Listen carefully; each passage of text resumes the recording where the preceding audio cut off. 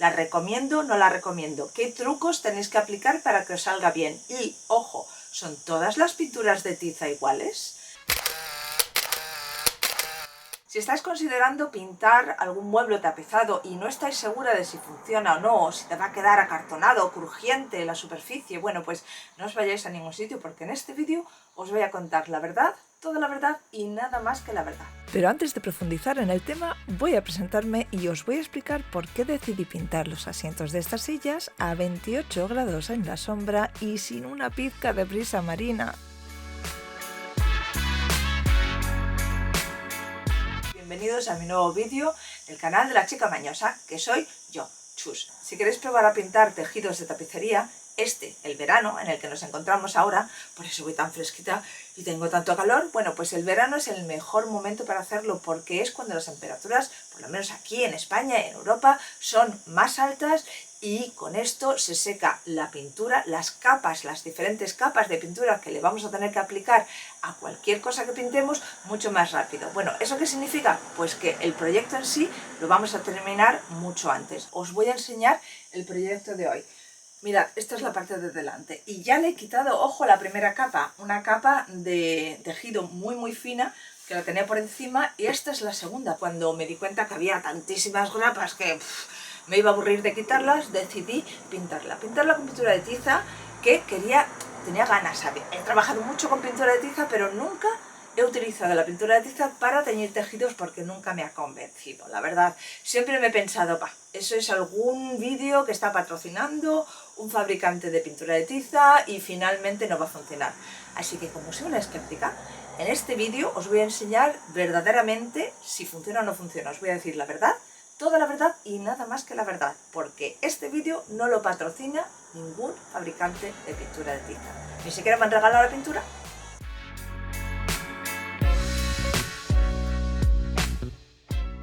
Y vamos al lío. Voy a empezar por proteger la zona de trabajo y por ponerme calzado que pueda o bien lavar o que sea de trabajo y no me importe manchar. Porque dependiendo de la consistencia de la pintura que uséis, hay que diluirla hasta un 50% para que penetre bien en el tejido y mientras más líquida la mezcla, más va a salpicar.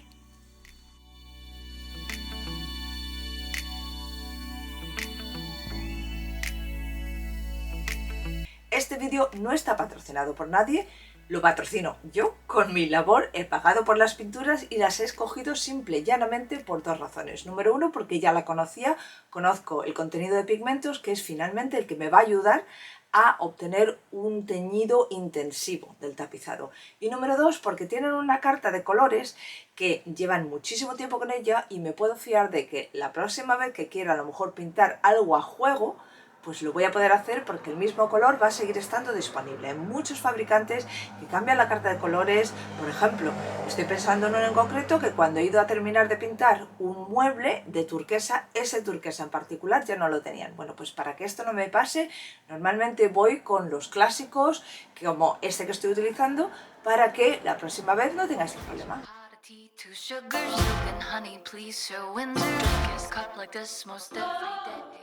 Para evitar que se seque la pintura mientras pinto los asientos, voy a usar un pulverizador de niebla fina tantas veces como sea necesario para mantener la superficie húmeda y así ayudar a los pigmentos de la pintura a penetrar el tejido.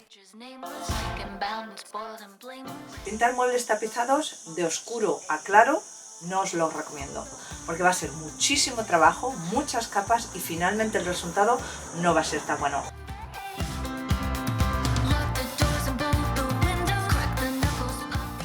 Lo que sí es fácil y factible, aunque la cantidad de capas sea menor, sigue siendo también un trabajo considerable, es de teñir o de pintar un tapizado de claro a oscuro. Eso funciona mucho mejor.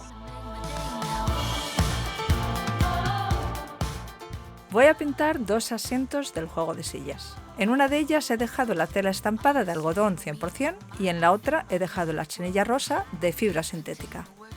Ambos tejidos son vintage y están además de usados manchados ligeramente.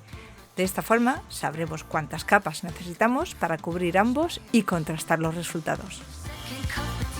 No dejéis de mover la mezcla para que no se pose la pintura en el fondo, porque de lo contrario terminaréis pintando con agua de color o agua chirri, como se lo conoce en círculos expertos, y tendréis que darle muchas más capas.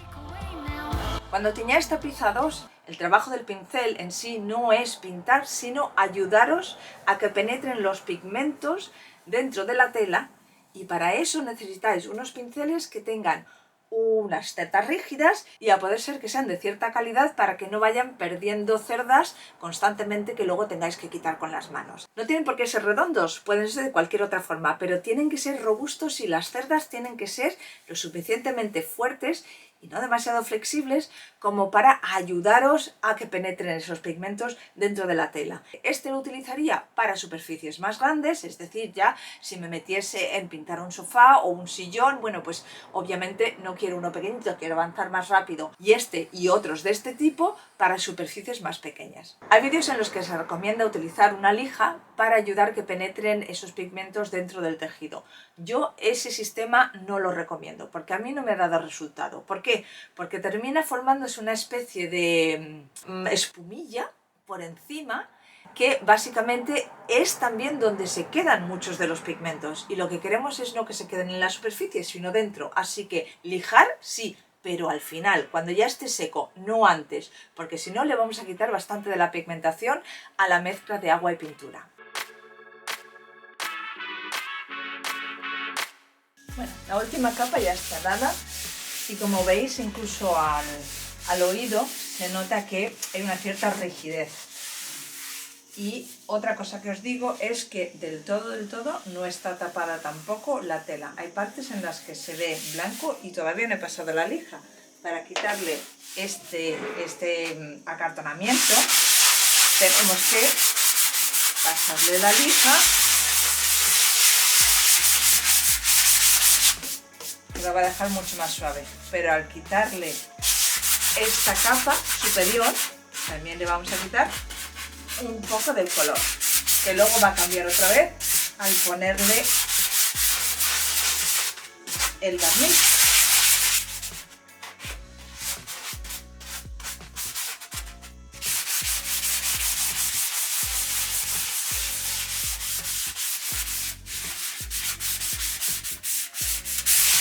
Es este polvillo, ¿veis?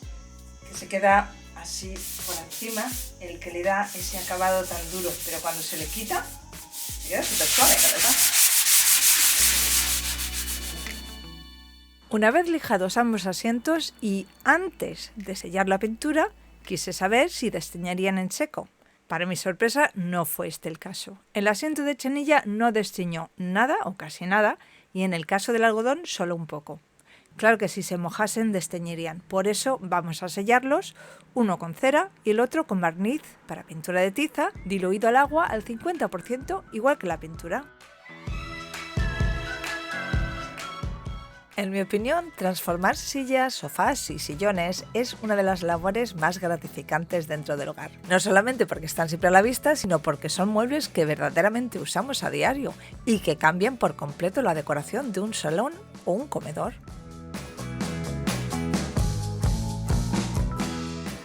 La tela de algodón blanco es la que mejor resultado ha dado. El color es más vivo y además tiene un tacto muy suave gracias a la cera. La pintura no ha cubierto la tela al 100%, pero sí ha tapado el estampado. Yo creo que con una capa más o algo de negro quizás añadido al color turquesa hubiese conseguido una mejor cobertura, pero la verdad es que a mí me gustan así porque le añade personalidad a mis sillas vintage.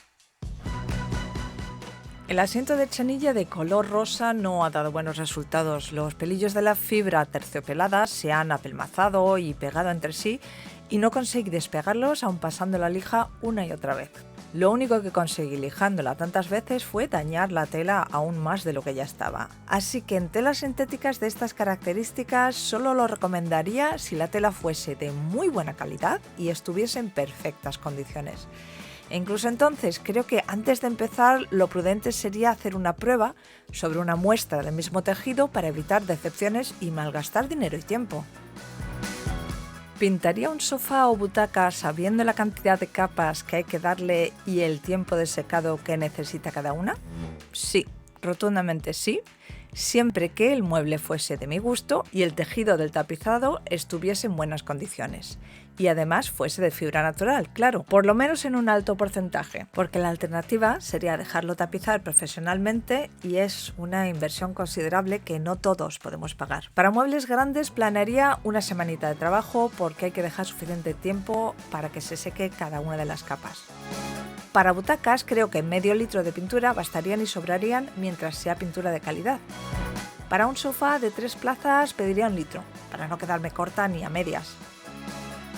Si os gustan las manualidades y el bricolaje, no dejéis de suscribiros a mi canal y de darle a la campanita para que os muestre YouTube mis próximos vídeos. Os dejo por ahora, me despido y nos vemos en el próximo vídeo. ¡Adiós!